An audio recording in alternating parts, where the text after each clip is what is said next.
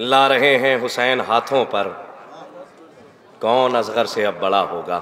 मोहतरम अज़ादार अज़मी साहब, अच्छा कितना फ़ासला आप देख रहे थे, माइक से अज़ादार साहब का फ़ासला कितना था, और मुझे भी आप देखते रहिए तो कम अज़ कम इतने करीब हो कि मैं आप तक शेर पहुंचा रहा हूं, तो इसकी भी जिम्मेदारी कुछ बढ़ जाती है। वरना शोरा जब माइक पे आएंगे तो पता चलेगा जब मिजाज पूछेगा माइक। और माशाल्लाह आजकल माइक हमें ऐसे मिल जाते हैं, देखिए खूब हो गया माशाल्लाह, अब इस वक्त खूब है। मैं जो ऑपरेटर हैं उन तक मेरी आवाज़ पहुंच रही है, मैं कह रहा हूं कि माइक बस ऐसे ही रहने दें, अब इसके बाद आप कुछ ना करें, ना बेस बढ़ाएं ना बेस घटाएं। एक सलावत पढ़िए मोहम्मद वाले मोहम्मद का आवाज़ बुलंद।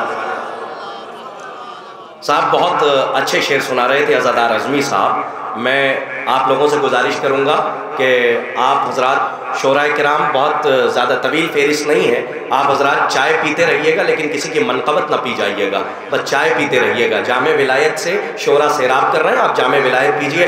मैं आपकी खिदमत में 2 शेर पेश करता हूँ और 2 शेर के बाद एक शेर मेरी फेरिस्त का, यानी असद नसीराबादी, नहीं वो तो नहीं है स्टेज पे, लेकिन उनका असर यानी उनके फर्जंद असर नसीराबादी साहब इस वक्त बैठे हुए हैं, तो असर नसीराबादी साहब के फर्जंद असर साहब भी बैठे हैं। तो पता नहीं किस शायर को मैं आपके हवाले कर दूं मिजाज महफिल का देखते हुए, तो आप आमादा बैठिएगा।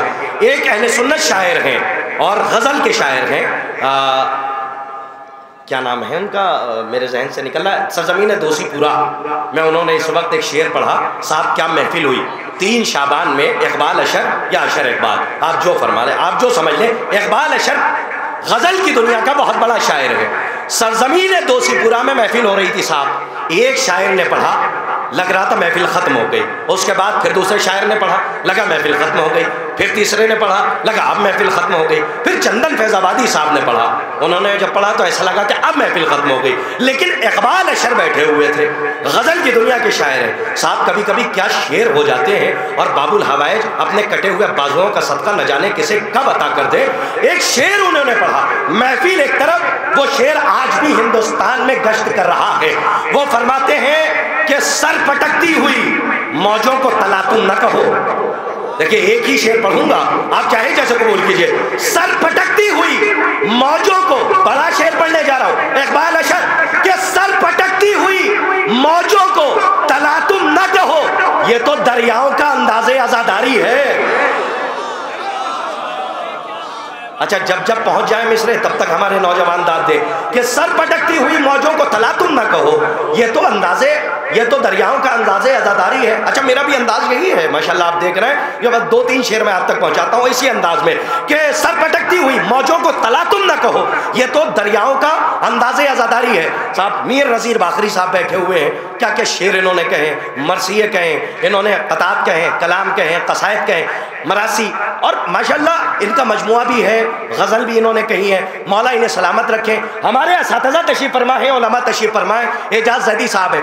एक शेर अहले सुन्नत का मुझे और याद आ रहा है, नाम हाफिज़े की बयात से खारिज हो रहा है, अगर किसी को याद होगा वो बाद में आप इनसे पूछ लीजिएगा, लेकिन कितना बड़ा शेर, और 2 मिसरों में क्या बात कही है। मौला हुसैन की आमद है, शेर सुनिए। इकबाल अशर ने क्या कहा कि सर पटकती हुई मौजों को तलातुम न कहो, ये तो दरियाओं का अंदाज़े आज़ादारी है।